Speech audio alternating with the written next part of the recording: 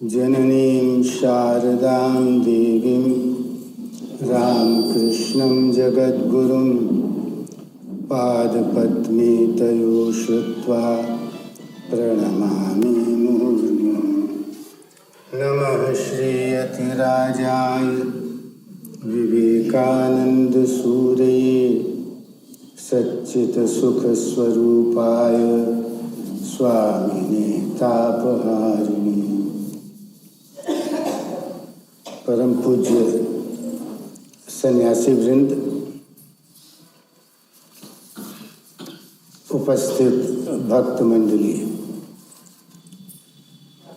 मुझको ऐसा निर्देश हुआ है कि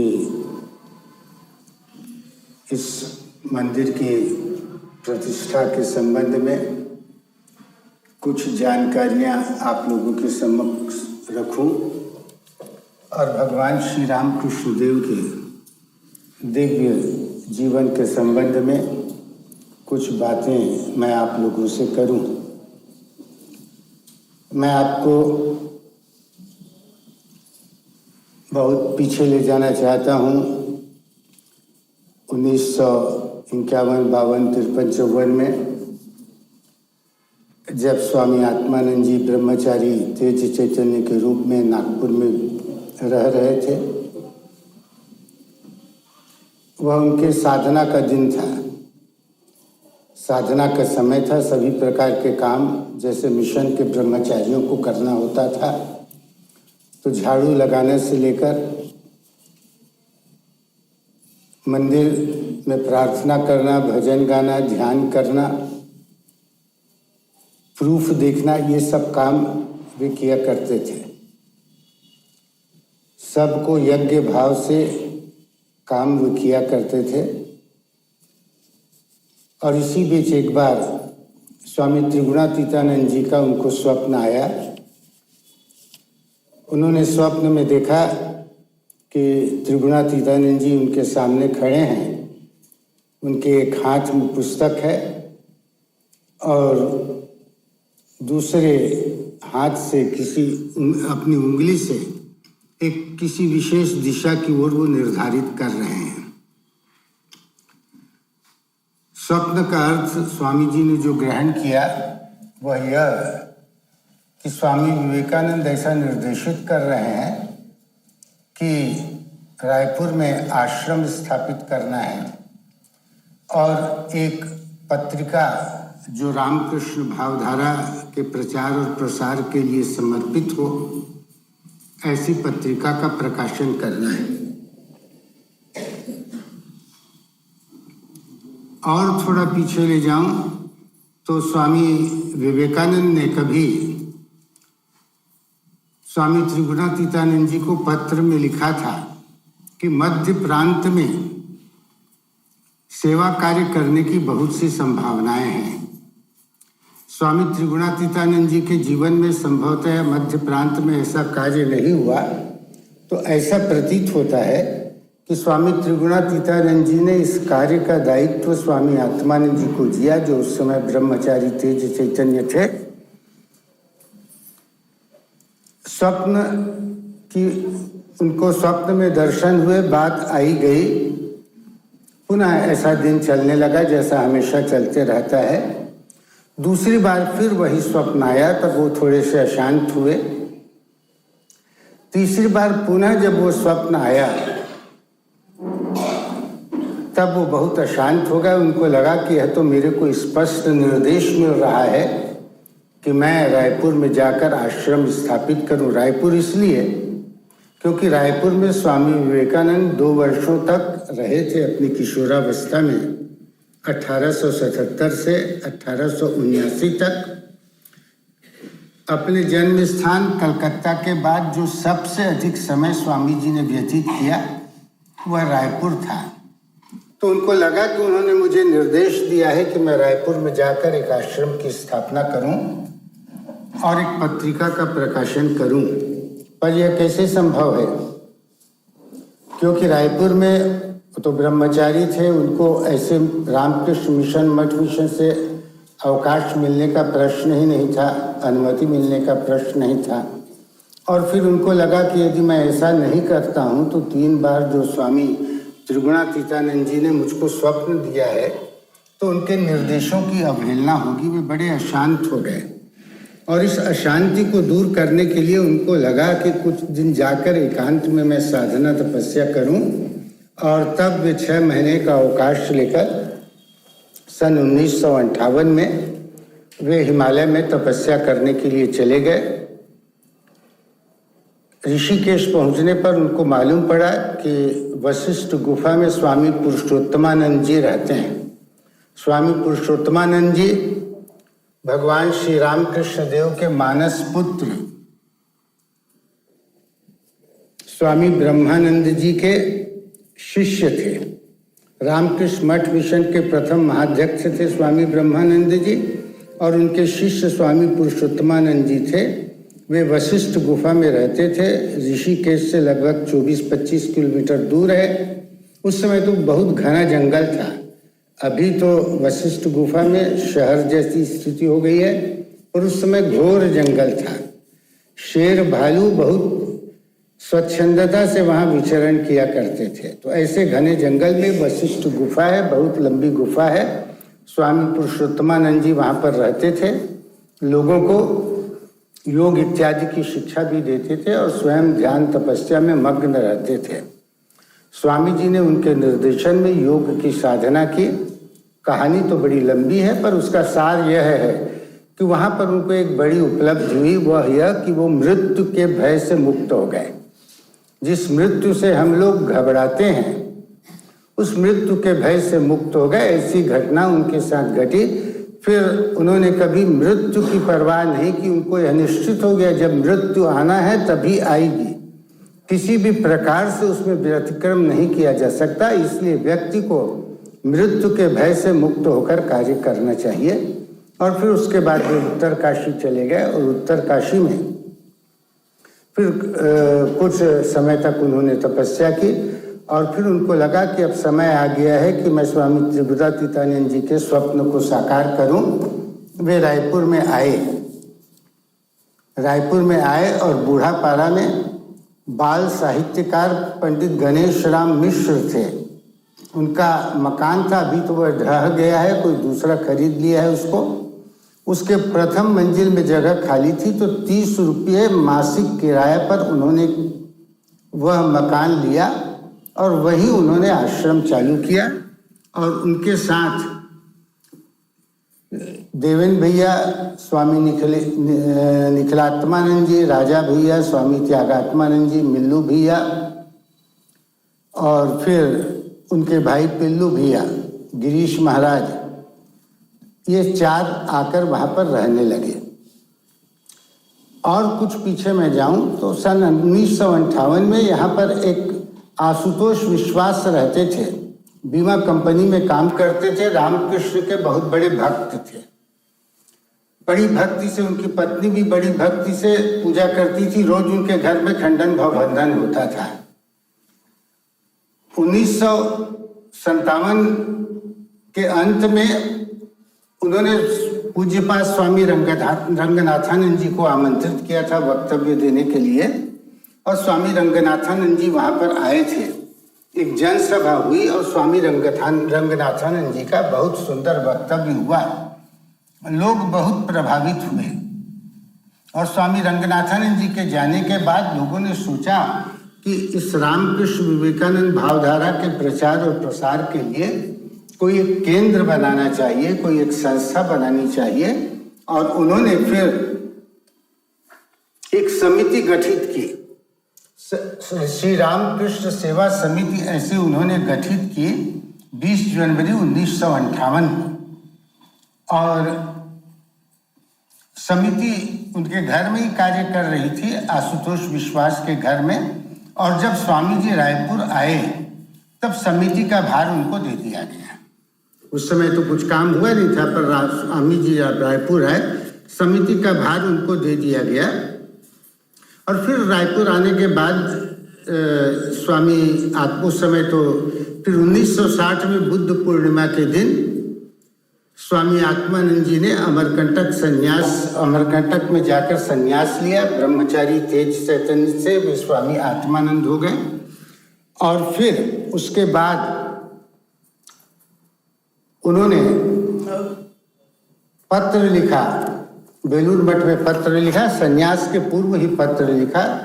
स्वामी माधवानंद जी उस समय जनरल सेक्रेटरी थे, उनको पत्र लिखा कि मैं यहाँ आ गया हूँ, मैं बहुत बेचैन था। स्वामी त्रिगुणातीतानंद जी के स्वप्न 3 बार मुझको मिले, तो मुझे ऐसा लगा कि मुझे उनके निर्देशों की अवहेलना नहीं करनी है और इसलिए मैं आ गया हूँ। और यहाँ पर मैं प्रयास करूँगा कि एक आश्रम भगवान श्री रामकृष्ण देव ठाकुर और स्वामी जी के भाव प्रचार के लिए यहाँ पर स्थापित करूँ। तो आपसे अनुरोध करता हूँ कि मुझे आप 1963 तक के लिए छुट्टी दीजिए। 1963 में स्वामी विवेकानंद की जन्म शताब्दी मनाई जाने वाली थी। सारे विश्व में जन्म शताब्दी का आयोजन का कार्यक्रम चल रहे थे। तो इस अवसर तक मैं चाहता हूँ कि यहाँ पर एक संस्था स्थापित हो जाए और फिर उसके बाद आप जैसा मुझको निर्देश देंगे वैसा मैं करने के लिए बाध्य रहूँगा। स्वामी माधवानंद जी का पत्र आ गया कि इस प्रकार के स्वप्न पर भरोसा करना उचित नहीं है, आपको इस प्रकार भावनाओं में नहीं बहना चाहिए, आप शीघ्र मठ लौट आइए। और यदि मठ लौट नहीं आप आएंगे या आप मठ नहीं लौटेंगे तो आपका रामकृष्ण मठ मिशन से नाम कट जाएगा। और फिर उनका रामकृष्ण मठ मिशन से नाम कट गया। 20 सितंबर 1959 को वे रामकृष्ण मठ मिशन से अलग हो गए। पर ठाकुर की कृपा थी, स्वामी त्रिगुणातीतानंद जी का आशीर्वाद उनके पास था। रायपुर में बहुत शीघ्र ही उनका परिचय बढ़ गया। बहुत से लोग उन्हें आमंत्रित करने लगे। उनकी विद्वता, उनका मधुर अंतर्वैयक्तिक संबंध, फिर उनकी भाषण की शैली, बहुत से लोग उनसे प्रभावित होने लगे। और फिर 30 जनवरी 1961 को आश्रम की यह जो जमीन है, यह जमीन आश्रम की प्राप्त हो गई। और फिर 13 अप्रैल को यहाँ पर जो अभी जहाँ पर मेस है, अभी तो मेस काफ़ी बड़ा हो गया है, उस समय बहुत छोटा था मेस। उस मेस में रामनवमी के दिन 13 अप्रैल 1962 को ठाकुर की प्रतिष्ठा की गई। और वहीं एक छोटा सा हाल था, अभी जहाँ पर साधु लोग खाना खाते थे उसका आधा हाल था। उस हाल में सब रहते थे। उस समय स्वामी सत्यरूपानंद जी भी आ गए थे, संतोष कुमार झा थे उस समय, सत्यरूपानंद जी आ गए थे, नित्य आत्मानंद जी थे, मिल्लू महाराज थे, गिरीश महाराज थे, राजा महाराज थे। ये लोग सब एक हाल में रहते थे। और जहाँ पर अभी हाथ धोते हैं वहाँ पर ठाकुर जी की प्रतिष्ठा थी, मंदिर था। तो इस प्रकार से फिर कार्य प्रारंभ होने लगा, कार्य चलने लगा। और 1963 तक तो बहुत कार्य यहाँ पर हो गया। विद्यार्थी भवन बन गया, लाइब्रेरी बन गई, पंचायती राज प्रशिक्षण केंद्र बन गया और काफ़ी प्रचार प्रसार हो गया। और इसके बाद फिर स्वामी आत्मानंद जी ने पत्र लिखा स्वामी माधवानंद जी को, जनरल सेक्रेटरी महाराज को, कि मेरा यह जो संकल्प है वह पूरा हो गया है, अब आप मुझको बुला लीजिए, मैं किसी को भी दायित्व देकर मैं आने के लिए तैयार हूँ। पूज्यपाद स्वामी माधवानंद जी महाराज ने हर्ष व्यक्त किया, उनको आशीर्वाद दिया और कहा कि अभी काम करते रहो, फिर जैसा होगा वैसा देखा जाएगा। तो इस प्रकार से काम चलते रहा। 1963 को 17 जनवरी को विवेकानंद जन्म शताब्दी के दिन विवेक ज्योति पत्रिका का प्रकाशन हुआ। और फिर मंदिर निर्माण का कार्य 1964 में ठाकुर जयंती के दिन प्रारंभ हो गया, खुदाई प्रारंभ हो गई 1964 में। ऐसा लगा कि स्मारक बनाना है तो सबसे पहले क्या बनाया जाए, तो सब लोगों ने ऐसा निर्णय लिया कि श्री रामकृष्ण देव का मंदिर यहाँ पर बनाते हैं। तो मंदिर की नींव की खुदाई प्रारंभ हो गई थी। पर इसी बीच पूर्वी पाकिस्तान से बहुत से शरणार्थी आ गए और उन शरणार्थियों के लिए राहत कार्य प्रारंभ करने की बात हुई, तो स्वामी जी पर जो नगर समिति थी उन्होंने स्वामी जी को इस राहत कार्य का भार दिया और स्वामी जी ने व्यापक मात्रा में राहत कार्य प्रारंभ कर दिया। फिर रामकृष्ण मिशन से भी लोग आ गए, 2 सन्यासी आए। नितिन महाराज का नाम तो मुझको याद आ रहा है, दूसरे महाराज का चेहरा पूरा स्पष्ट है पर नाम अभी मुझको स्पष्ट नहीं आ रहा है। ये दोनों महाराज और स्वामी आत्मानंद जी मिलकर राहत कार्य बहुत अच्छी तरह से संचालित किए और ये दोनों स्वामी जी स्वामी आत्मानंद जी से बड़े खुश हुए और बेलूर मठ में जाकर उनकी तारीफ भी बहुत किए। तो राहत कार्य में फिर मंदिर के निर्माण के लिए जो पैसा इकट्ठा हुआ था, जो राशि इकट्ठी हुई थी, वह जो राशि है वह खत्म हो गई। मंदिर निर्माण के लिए पैसा बचा नहीं क्योंकि सारी राशि राहत कार्य में चली गई। तो फिर नींव को फिर से पाट दिया गया। ये जो नींव जो खोदी थी वो नींव फिर से पाट दी गई और फिर आश्रम का जो सेवा कार्य है चलने लगा। और राहत कार्य के पश्चात फिर 1974 में फिर मंदिर निर्माण का कार्य प्रारंभ हुआ। 7 मार्च 1973 को ठाकुर जयंती के समय फिर मंदिर निर्माण का जो कार्य है वह प्रारंभ किया। पर ऐसा कुछ हुआ कि 1974 में फिर भीषण अकाल पड़ा और अकाल पड़ने के कारण एक राहत कार्य प्रारंभ करना बहुत आवश्यक हो गया। तो स्वामी जी ने बहुत विशाल मात्रा में राहत कार्य किया और फिर जो मंदिर का जो पैसा है वो राहत कार्य में लग गया। तो मंदिर का काम तो चालू हो गया था पर कुछ समय के लिए मंदिर का काम फिर स्थगित हो गया। 1975 में वर्षा बहुत अच्छी हुई और वर्षा अच्छी होने के बाद फिर बहुत प्रयास राशि इकट्ठा करने के लिए किया गया और फिर मंदिर का काम चालू हुआ। मंदिर के निर्माण में बहुत से लोगों का योगदान हो रहा।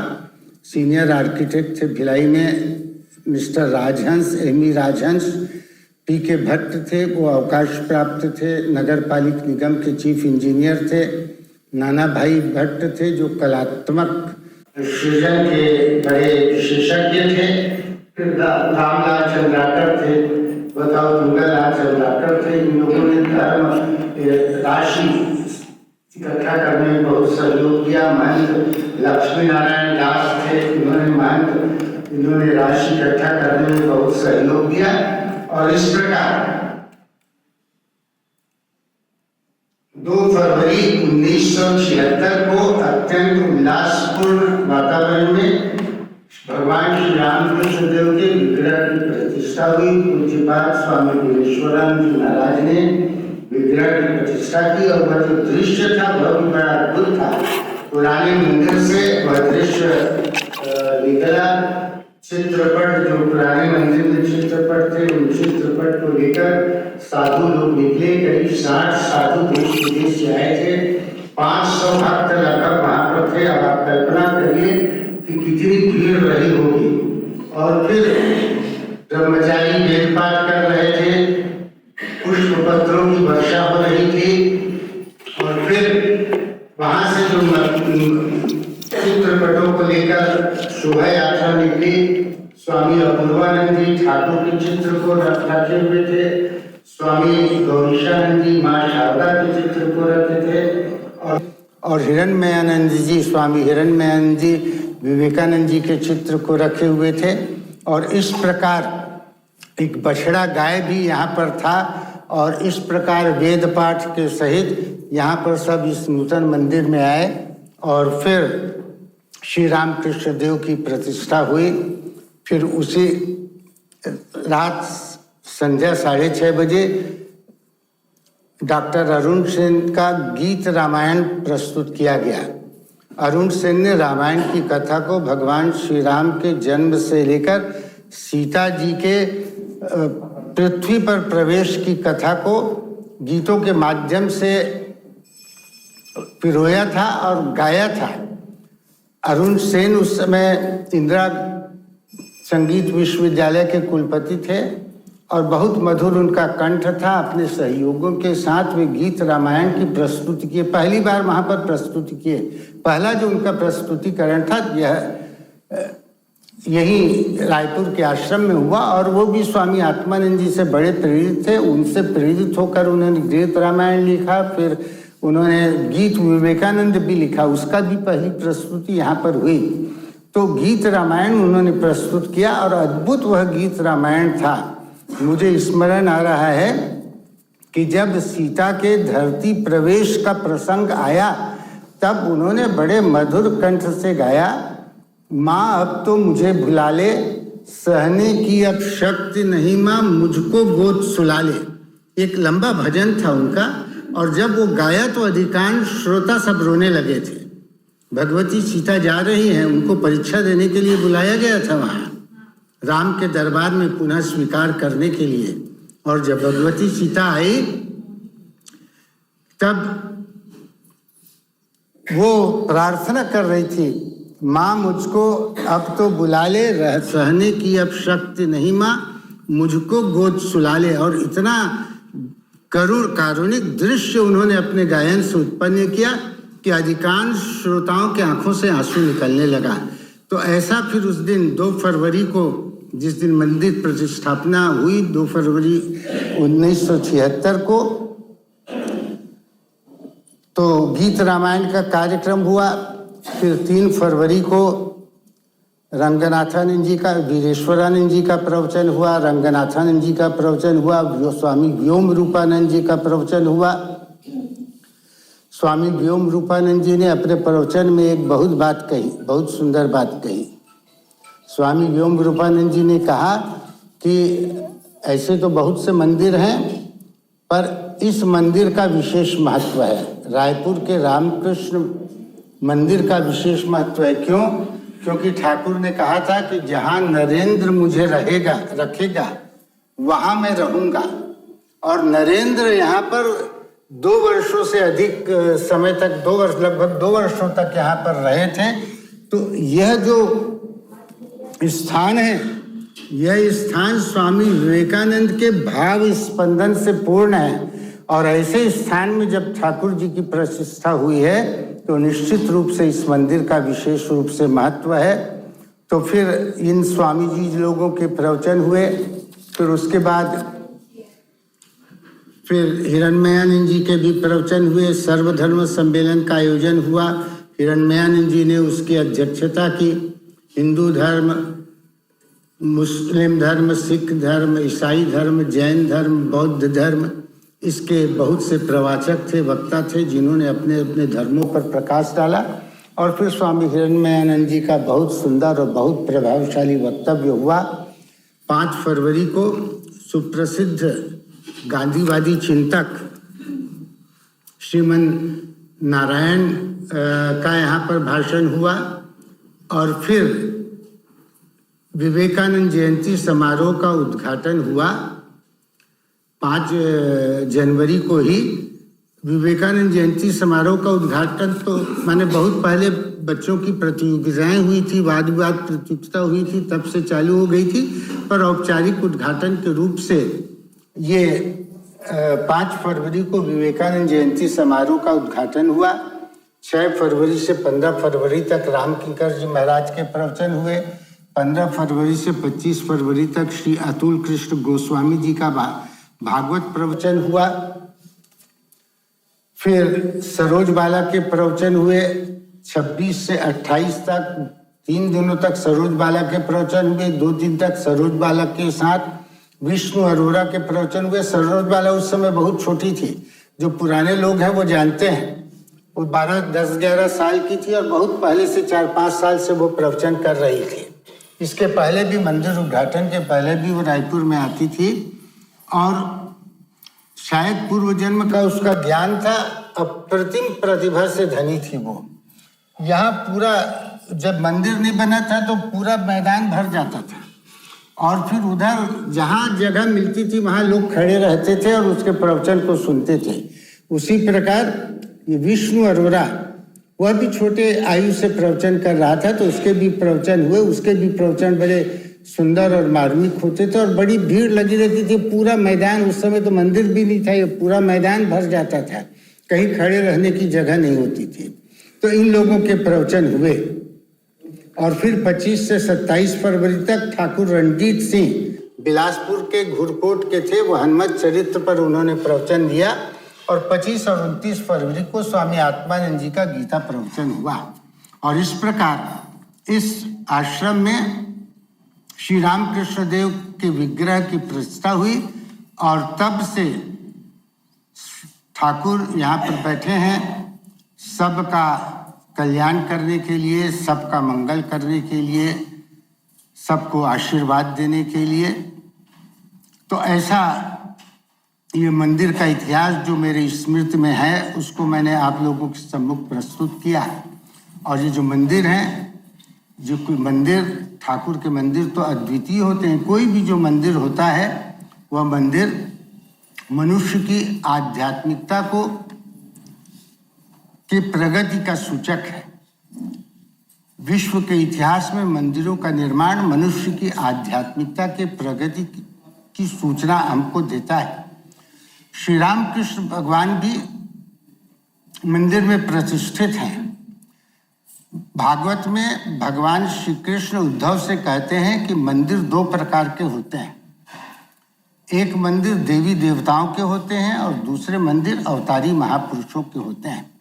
देखिए, ये जो मंदिर है, ये मंदिर मनुष्य अपनी मनोवैज्ञानिक आवश्यकताओं की पूर्ति के लिए करता है। ईश्वर तो निराकार है, ईश्वर अनादि है, अनंत है, सर्वव्यापक है, पर ऐसे सर्वव्यापक ईश्वर की धारणा व्यक्ति को नहीं हो सकती। वो तो ऐसा चाहता है जहां पर वह ईश्वर को मूर्त रूप में देख सके, जहां पर वह जाकर ईश्वर की उपस्थिति का अनुभव कर सके। इसलिए हम लोग अपने घरों में पूजा गृह बनाते हैं ताकि वहां पर बैठकर ईश्वर की उपस्थिति का अनुभव कर सकें। और इसीलिए मंदिर, मस्जिद, गिरजाघर ये सब बनते हैं कि वहां पर जाने से मनुष्य की जो आध्यात्मिक भावनाएं हैं वो जागृत हो जाती हैं। तो मैं कह रहा था कि दो प्रकार के मंदिर भगवान श्री कृष्ण उद्धव से बताते हैं कि एक मंदिर जो होते हैं वो देवी देवताओं के होते हैं और दूसरे जो मंदिर होते हैं वो अवतारी महापुरुषों के होते हैं। बंद करना है क्या? चलो, अवतारी महापुरुषों के होते हैं। श्री रामकृष्ण देव भी अवतार थे। श्री रामकृष्ण देव ने अपने जीवन में अनेक बार कहा कि जो राम जो कृष्ण वही राम कृष्ण। विवेकानंद जी ने भी इसको कई बार उनके मुख से सुना कि उन्होंने कहा जो राम कृष्ण, जो राम जो कृष्ण वही राम कृष्ण। विवेकानंद जी ने भी कई बार सुना। पर मृत्यु के 2 दिन पूर्व, परमहंस श्री रामकृष्ण देव के महासमाधि के 2 दिन पूर्व उनको बड़ी असह्य पीड़ा हो रही थी। आप सभी जानते हैं कि भगवान श्री रामकृष्ण देव को कैंसर हो गया था और वो पीड़ा से करा रहे थे, मर्मांतक पीड़ा हो रही थी, देखने वाले देख भी नहीं सकते थे। विवेकानंद जी वहीं पास में खड़े हुए थे, वे देख रहे थे, सोच रहे थे कि क्या यही अवतार है जो बोल रहे थे कि जो राम जो कृष्ण वही राम कृष्ण। यदि ये अवतार है तो फिर इस प्रकार का इनको कष्ट क्यों? और फिर अचानक एक विवेकानंद जी के मन में ये विचार कौंधा, उस समय नरेंद्र नाथ थे वो, उनके मन में एक विचार कौंधा कि यदि इस मर्मांतक पीड़ा के क्षणों में यदि वे घोषित करें कि मैं वही राम वही कृष्ण हूं तो मैं मान लूंगा कि वे राम कृष्ण हैं। कितनी कठिन परीक्षा विवेकानंद ने श्री रामकृष्ण देव के लिए। अंत समय तक उनको विश्वास नहीं हो पा रहा था और उन्होंने सोचा अब इस समय यदि वो बोलेंगे कि मैं वही राम वही कृष्ण हूं तो मैं मानूंगा। और ऐसा सोचकर उनकी ओर आशा भरी दृष्टि से वो देख ही रहे थे और तत्काल श्री रामकृष्ण देव ने स्पष्ट स्वरों में कहा, अरे अब भी अविश्वास, अब भी अविश्वास। अरे जो राम जो कृष्ण वही इस देह में राम कृष्ण। पर तेरे वेदांत की दृष्टि से नहीं, साक्षात प्रत्यक्ष। वेदांत तो अवतारवाद नहीं मानता, वेदांत की दृष्टि तो सभी ब्रह्म हैं। अहम ब्रह्मास्मि तत्वमसि, सभी ब्रह्म हैं। पर भक्ति की दृष्टि से भगवान आते हैं। भक्तों के जीवन की आशाओं कांक्षाओं को पूर्ण करने के लिए भगवान का आगमन होता है। तो मानो विवेकानंद जी पर, नरेंद्रनाथ पर मानो बिजली गिर गई और फिर उसके बाद तो वो पूरी तरह से समर्पित हो गए। तो ऐसे थे भगवान श्री रामकृष्ण देव। उन्होंने अपने जीवन का जो सबसे प्रमुख जो उपदेश था वो दिया। मनुष्य के जीवन का जो मूल उद्देश्य है वो ईश्वर की प्राप्ति है। और ईश्वर की प्राप्ति के लिए उनके जीवन में कितनी कठिन साधना हुई, कितनी कठिन तपस्या उन्होंने की। अपने प्राणों की बलि देकर भी उन्होंने ईश्वर के दर्शन करना चाहा।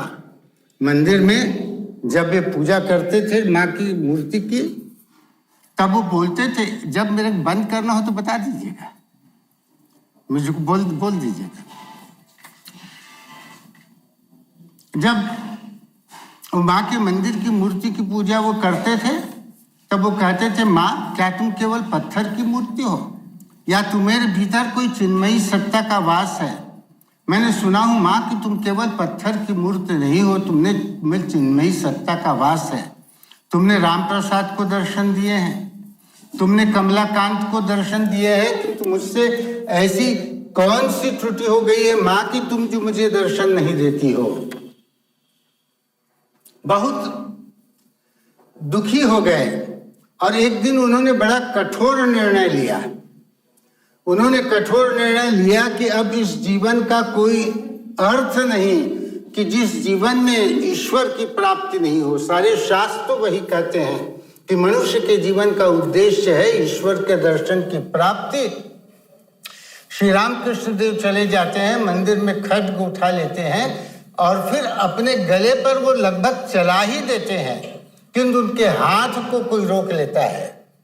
उनके हाथ को कोई रोक लेता है और आंखें उनकी खुलती हैं तो देखते हैं कि ठाकुर की वो जो मूर्ति मृण्मयी थी वो मूर्ति चिन्मयी हो जाती है और प्रत्यक्ष माँ को जागृत अवस्था में देखते हैं। उनका जीवन धन्य हो जाता है।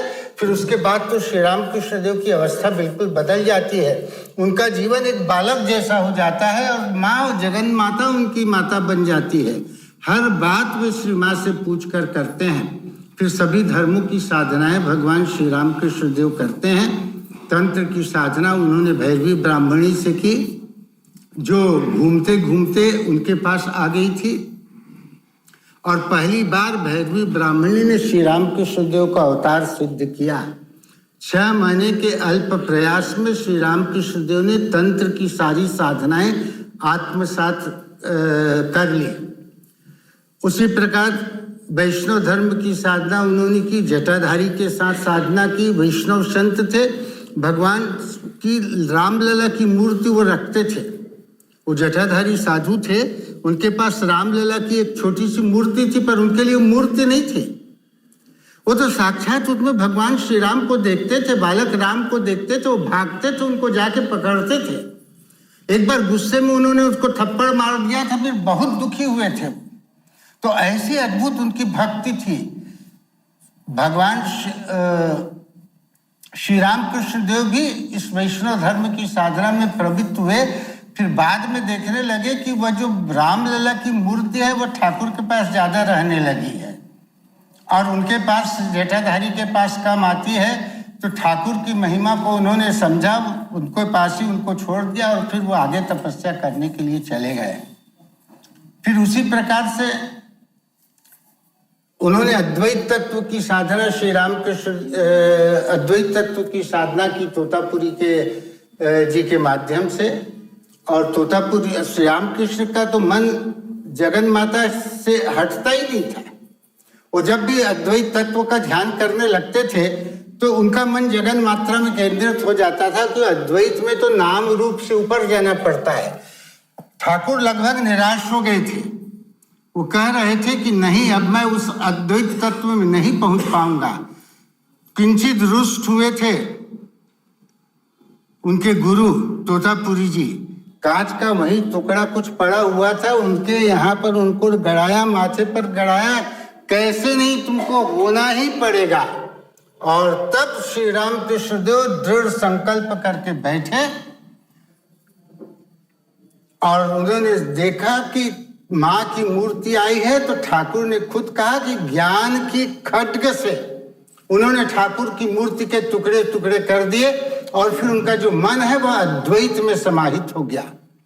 जिस अद्वैत तत्व की अनुभूति के लिए उनके गुरु तोतापुरी को लंबे 40 वर्ष लगे थे, बहुत कम समय में श्री रामकृष्ण देव ने उस अद्वैत तत्व की प्राप्ति कर ली। फिर इस्लाम धर्म की साधना की, गुरु गोविंद राय के साथ हजरत मोहम्मद के उनको दर्शन हुए। हजरत मोहम्मद के शरीर को उन्होंने निर्गुण ब्रह्म में विलीन हो जाते हुए देखा। इस्लाम धर्म की साधना की शंभुचरण मल्लिक के साथ, और उनको ईसा मसीह के दर्शन हुए। ईसा मसीह ने उनका आलिंगन किया और इस प्रकार सभी धर्मों की साधना करके श्री रामकृष्ण देव ने बतलाया सभी धर्मों का अंतिम लक्ष्य एक है, इसलिए धर्मों के नाम पर लड़ाई नहीं करना चाहिए। तो इस प्रकार श्री रामकृष्ण देव ने अपने जीवन के माध्यम से सर्वधर्म समभाव की स्थापना की। श्री रामकृष्ण देव उस ऊंचाई के मनुष्य थे जहाँ पर सभी धर्म समान और सत्य प्रतीत होते हैं, जहाँ पर विवाद और शास्त्रार्थ की गंध नहीं पहुँच पाती, जहाँ धर्म अपने वास्तविक स्वरूप में स्थित रहता है। आजीवन वे बालकों के समान सरल और निश्चल रहे और आजीवन उसी मस्ती में डूबे रहे जिनके एक दो छींटों से ही जन्म जन्मांतर की तृष्णा शांत हो जाती है। आनंद उनका धर्म था, अतिंद्रिय रूप दर्शन उनका जीवन था। उनके जितने समकालिक सुधारक थे वे पृथ्वी के वासी थे और पृथ्वी से ऊपर की ओर उठे थे, किंतु श्री रामकृष्ण देव आए, वे इस पृथ्वी पर आए, स्वर्ग से एक भटकती हुई किरण के समान आए। दृश्य से चलकर राजा राम मोहन राय, दयानंद सरस्वती, केशव चंद्र सेन और अन्य स्थापित नेताओं ने जिस सत्य की ओर संकेत किया, अदृश्य से आकर श्री रामकृष्ण देव ने उस सत्य को अपने जीवन में साकार कर बताया। श्री रामकृष्ण देव ने भारतीय संस्कृति की 5000 वर्ष पुरानी धर्म साधना सुवीरता पर सबसे नवीन और सबसे सुंदर पुष्प बनकर चमके और उनको देखकर लोगों को विश्वास हो गया कि भारत में देवी देवताओं के संबंध में जो कथाएं कही जाती हैं वो सब झूठी नहीं है।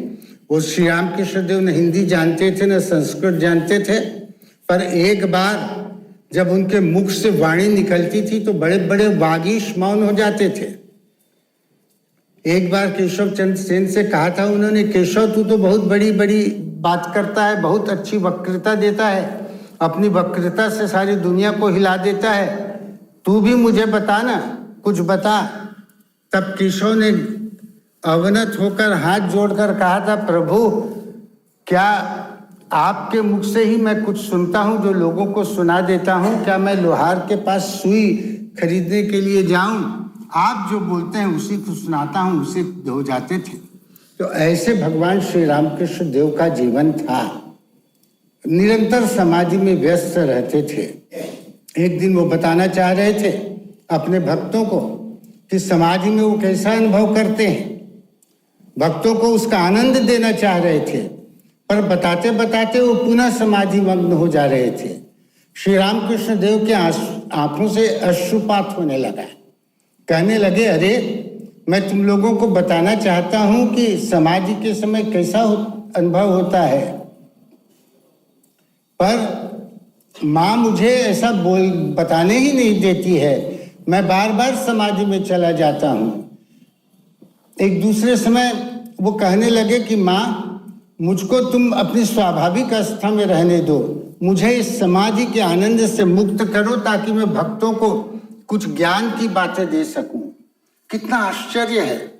जिस थोड़े से समाधि के लिए बड़े बड़े साधक जन्म जन्मांतर अनुभव कर तपस्या करते हैं, क्षणिक समाधि के सुख के लिए वही समाधि अनाकांक्षित होकर श्री रामकृष्ण देव के पास आ रही है और श्री रामकृष्ण देव उस समाधि को नहीं चाह रहे हैं, केवल भक्तों के कल्याण के लिए। तो ऐसा अद्भुत उनका जीवन था। एक आकाश के समान उनका ऊंचा जीवन और सागर के समान उनका गहरा जीवन। पर क्या आकाश की ऊंचाई को हम लोग नाप सकते हैं? भगवान श्री रामकृष्ण देव का जीवन ही ऐसा था, बड़ा अद्भुत जीवन था। वेदांत की मूर्ति थे। मैं 2-4 मिनट में खत्म कर दूंगा महाराज, 5-10 मिनट में खत्म कर दूंगा। वेदांत मूर्ति थे वह। हमने सर्वम खलु इदम ब्रह्म जो बात कही थी वो उनके जीवन में पूरी तरह से साकार हो गई थी। 2 मल्लाहों को आपस में क्रोधपूर्वक लड़ते देख वो वेदना से ऐसे ही चित्कार कर उठे जैसे मार उन्हीं पर पड़ रही हो। अपनी तीर्थ यात्रा के दौरान अकाल पीड़ित त्रस्त संथाल नर नारी को देखकर करुणा से वे इतने विगलित हो उठे कि घंटों उन्हीं के बीच बैठकर पूत पूत कर रोते रहे। प्रकृति से ऐसी उनका तादाद में स्थापित हो गया था कि जब हरे हरे घास पर रौंदता हुआ एक व्यक्ति उनको चलता हुआ दिखाई दिया, उनको ऐसा लगा कि वह व्यक्ति उनकी छाती पर चल रहा है। पूजा करते समय एक दिन उन्होंने देखा कि मंदिर का दरवाजा, मंदिर की छत, मंदिर की दीवार, मंदिर की फर्श, सब में एक ईश्वरीय शक्ति तरंगायित हो रही है। पूजा के लिए फूल चुनते हुए उन्होंने देखा कि स्वयं प्रकृति फूलों की माला लिए हुए प्रकृति ईश्वर की पूजा कर रही है। उस दिन वो फूल नहीं चुन पाए थे। कलकत्ते में घोड़ा गाड़ी से जा रहे थे, एक वैश्या को देखा। उनको देखकर कहने लगे, श्री रामकृष्ण देव, माँ तुम कितने रूपों में प्रकट होती हो। एक रूप में मंदिर में तुम पूजित होती हो और दूसरे रूप में यहाँ रमणी के रूप में तुम प्रकट हो रही हो। माँ मैं तुमको प्रणाम करता हूँ। एक पतंगा किसी बच्चे ने शरारत करके उसमें एक खीला जैसे कांटा लगा दिया था। उसको देखकर श्री रामकृष्ण देव हंसने लगे कि राम तुमने कैसी अपनी ऐसी व्यवस्था कर ली है। एक जो बालक, अंग्रेज बालक, एक झाड़ के पास थोड़ा टेढ़ा खड़ा हुआ था, उसके टेढ़े खड़े होने को देखकर श्री रामकृष्ण देव को भगवान कृष्ण का स्मरण हो आया और फिर वो समाधि में डूब गए। तो ऐसा अद्भुत उनका जीवन था। वेदांत के साक्षात वो प्रतिमूर्ति थे। और एक अंतिम बात कहकर मैं उनके स्वामी विवेकानंद के जीवन की एक अंतिम बात कहकर अपने प्रवचन को विश्राम दूंगा। श्री रामकृष्ण देव के एक गृहस्थ शिष्य थे नवगोपाल घोष। उनकी पत्नी श्रीमती निस्तारनी देवी घोष ने अपने घर में एक पूजा कक्ष बनवाया था। नरेंद्र नाथ से उन्होंने कहा, नरेंद्र तुम आओ, श्री रामकृष्ण देव की छवि की प्रतिष्ठा मेरे पूजा घर में कर दो, क्योंकि ठाकुर ने कहा है जहाँ नरेंद्र मुझे रखेगा वहाँ मैं रहूँगा। तो तुम्हारे ही हाथों से मेरे घर के पूजा गृह में ठाकुर की प्रतिष्ठा हो, इससे अच्छा क्या हो सकता है। इसमें असहमत होने की बात नहीं थी। तिथि तय हो गई। नरेंद्र स्वामी जी ने गंगा स्नान किया। निश्चित तिथि में वे निस्तारिणी देवी घोष के पूजा गृह में गए।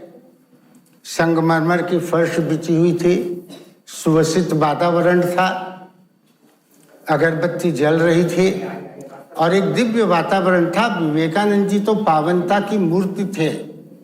जहाँ भी वो खड़े जाते थे वो पूरा पावन हो जाता था। एक दिव्य पावन वातावरण था।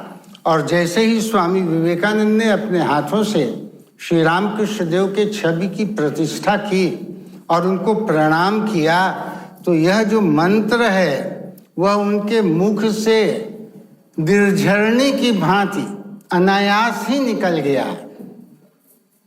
स्थापकाय च धर्मस्य सर्वधर्म स्वरूपिणे अवतार वरिष्ठाय रामकृष्णाय ते नमः। बिना किसी प्रयास के उनके मुख से ये वाक्य निश्चित हुए। तो यह जो श्लोक है वह श्लोक श्री रामकृष्ण देव के जीवन के अर्थ को प्रकट करता है। श्री रामकृष्ण देव आए थे धर्म की प्रतिष्ठा के लिए, पर किसी एक धर्म की प्रतिष्ठा के लिए नहीं आए थे, वे सकल धर्मों की प्रतिष्ठा के लिए आए थे। उनके प्राण सिंचन से प्रत्येक धर्म प्राणवान हुआ है। एक हिंदू उनके संदेशों का आश्रय लेकर एक अच्छा हिंदू बन सकता है, एक मुसलमान उनके संदेशों का आश्रय लेकर एक अच्छा मुसलमान बन सकता है, एक ईसाई उनके संदेशों का आश्रय लेकर एक ईसाई अच्छा ईसाई बन सकता है। यही श्री रामकृष्ण देव के जीवन की सार्थकता है, यही उनके जीवन का महत्व है। कवि शिरोमणि रविंद्रनाथ ने एक बहुत सुंदर कविता उनकी वंदना में लिखी है। बंग भाषा का उच्चारण मेरा साफ नहीं है, तो बहुत से बंगाली लोग बैठे हैं, वो शायद हंस सकते हैं मेरे इस उच्चारण पर। इन प्रणति के साथ मैं अपना वक्तव्य विराम करूंगा। बहुत सुंदर उन्होंने लिखा है। बहुत साधकेर बहु साधनार धारा, ध्याने तोमार मिली तो होए छे तारा, तोमार जीवने असीमेर लीला पथे, नूतन तीर्थ रूप नीलो होई जगते, देश विदेशे प्रणाम आनिलो टानी, सेथाय आमार प्रणति दिलाम जानी। अनेक साधकों की साधन धाराएं तुम्हारे ध्यान पथ में आ मिली हैं। तुम्हारे भव्य जीवन के दिव्य लीला पथ ने इस संसार में एक नूतन तीर्थ का रूप धारण किया है। मैं उन्हीं सब साधकों के साथ तुम्हें भी अपना प्रणाम निवेदित कर रहा हूँ, और इस अवसर पर ठाकुर को और ठाकुर के इन सब भक्तों को प्रणाम निवेदित करते हुए मैं अपना वक्तव्य विराम करता हूँ।